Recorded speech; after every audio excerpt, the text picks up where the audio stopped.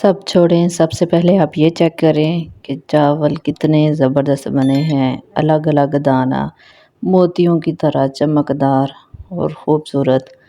और गोश्त चेक करें, गोश्त तो ऐसे नरम और मुलायम, रुई से भी ज़्यादा सॉफ्ट। हाथ लगाने से ही टूट रहा है। यकीन करें, इतना अच्छा मज़े का गला है और इतने जायकेदार चावल बन के तैयार हुए हैं कि क्या बात है।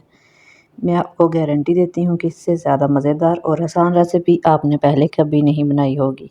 मुझे उम्मीद है कि आप ज़रूर ट्राई करेंगे। बिस्मिल्लाहिर्रहमानिर्रहीम, अस्सलाम वालेकुम, welcome back to my channel Healthy Cooking Point. आज मैं आपके साथ शेयर करूँगी वाइट बीफ पुलाव। और अगर आपको पसंद आए तो प्लीज़ मेरी वीडियो को लाइक कर दें, शेयर कर दें और अगर मेरे चैनल पर नए हैं तो सब्सक्राइब भी ज़रूर कर दीजिएगा।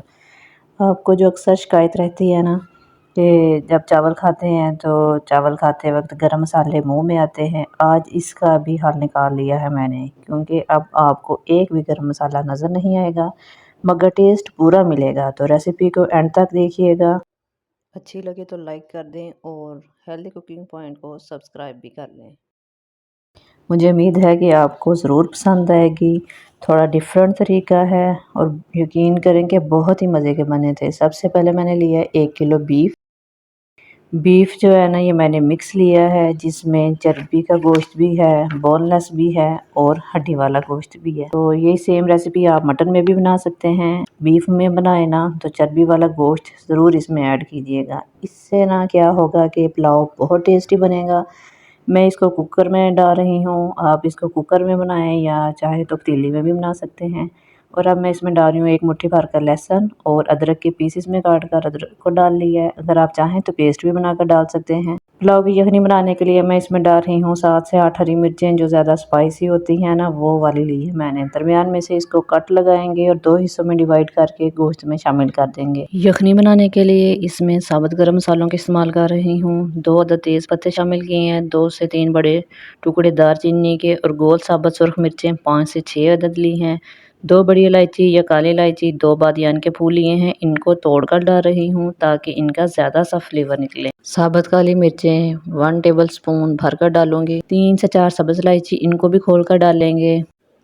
1 टेबलस्पून सफ़ेद ज़ीरा और 1 टेबलस्पून सौंफ, बहुत अच्छी खुशबू आएगी। और 1 टेबलस्पून भर के सूखा धनिया। तो ये सारे साबुत गरम मसाले यखनी की जान है। इनसे पुलाव का टेस्ट 100 गुना बढ़ जाएगा और ऐसा जायकेदार बनेगा ना कि आप उंगलियां चाटते रह जाएंगे। 1.5 टेबलस्पून ना मैं इसमें नमक डाल रही हूँ। अगर आपको ज़्यादा या कम पसंद है ना तो आप उस हिसाब से इसमें सेट कर लीजिएगा। क्योंकि मेरे पास 1 किलो बीफ है ना, तो मैं 1 किलो इसमें चावल ऐड करूँगी, तो इसलिए जो है ना इसकी इतनी क्वांटिटी बिल्कुल परफेक्ट है। और 2 लीटर इसमें पानी शामिल करेंगे और मिक्स करेंगे और पकने के लिए छोड़ देंगे। मैं इसको गलाने के लिए प्रेशर कुकर का यूज़ करूँगी। 35 से 40 मिनट में बीफ गल कर तैयार हो जाएगा। आप तीली में भी गला सकते हैं, नो इशू। गोश्त बेहतरीन ज़बरदस्त गल गया है, बिल्कुल सॉफ्ट बूटी हो गई है। इसकी यखनी चेक करें, माशाल्लाह बहुत ज़बरदस्त यखनी बनकर तैयार हुई है। और जो हमने इसमें सब्ज़ मिर्चें डाली थी ना, बहुत अच्छी तरह से घुल सी गई हैं। अब मैंने लिए कढ़ाई, उसमें मैंने डाला है 1 कप भर के कुकिंग ऑयल और इसमें मैंने डाल दिए हैं 2 अदद प्याज स्लाइसिस में काट के।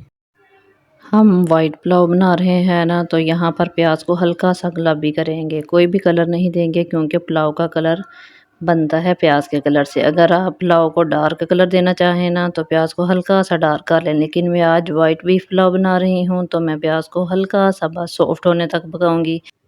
गोश्त को अलग कर लेंगे और यखनी को छान कर अलग कर लेंगे। इस यखनी में वो सारे फ्लेवर्स आ चुके हैं जो साबुत खड़े मसाले हम पुलाव में इस्तेमाल करते हैं। आप लोगों को अक्सर ये शिकायत होती है कि बच्चे मसाले चुन चुन कर निकाल देते हैं, घर वाले भी पसंद नहीं करते। तो आज मैंने आपके सारे मसलों का हल ढूंढ लिया है।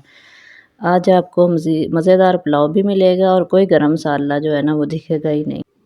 प्याज के किनारे हल्के गोल्डन होने शुरू हुए हैं ना, तो बस इस स्टेज पर मैं जो गोश्त गला कर रखा हुआ है ना वो इसमें डाल रही हूँ। अब यहाँ पर बीफ की हल्की सी भुनाई करेंगे 4 से 5 मिनट के लिए, ताकि बीफ का कच्चापन निकल जाए। चावल मेरे पास 1 kg है और गिलास से नापा है तो 3 गिलास ये मेरे पास चावल है।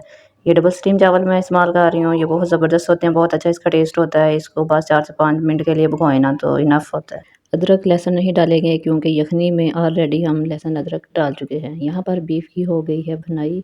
इस बात का ध्यान रखना है कि हल्के हाथ से बुनाई करनी है क्योंकि गोश्त गला हुआ है, बोटियाँ बिल्कुल भी टूटनी नहीं चाहिए। अब इसमें डाल दूँगी मैं यखनी। यखनी को नाप कर डालें, जिस हिसाब से आपके चावल हैं ना इसी हिसाब से यखनी डलेगी। मैंने यखनी को नाप कर डाला है, 2 गिलास मेरे पास यखनी है, 1 गिलास मैंने इसमें पानी शामिल कर दिया है। और चावल भी तो 3 गिलास है ना, तो डबल राइस स्टीम में पानी जो है वो बराबर ही डलता है या थोड़ा सा बस ऊपर। पुलाव को मज़ीद खुशबूदार और जायकेदार बनाने के लिए मैं इसमें डालूँगी हरी मिर्चें 4 से 5 अदद। हल्का सा बॉयल आने देंगे, गोश्त ऑलरेडी गला हुआ है तो जैसे ही हल्के-हल्के से बबल्स आने लग जाएँगे ना तो इसमें ऐड कर दूँगी मैं भीगे हुए चावल और इसको जो है ना वो हल्का सा बस मिक्स करेंगे हल्के हाथों से। अब मैं इसमें डाल रही हूँ 1 कप दूध। आप पूछेंगे कि दूध क्यों इस्तेमाल किया है, तो वाइट पुलाव बनाने के लिए दूध डाल रही हूँ। दूध डालने से पुलाव का कलर बेहतरीन वाइट बनेगा और क्रीमी टेस्ट भी आएगा। तो इसलिए 1 कप दूध लाज़मी ऐड करें। इसी स्टेज पर अगर आपको मेरी रेसिपी ज़रा सी भी अच्छी लग रही है ना तो प्लीज़ लाइक कर दें और अगर चैनल पर नए हैं ना तो सब्सक्राइब भी कर लें। आप सब लोगों का बेहद शुक्रिया। और चावल डालने के बाद हल्के हाथों से मिक्स किया करें, इससे चावल जो है ना वो टूटते नहीं हैं।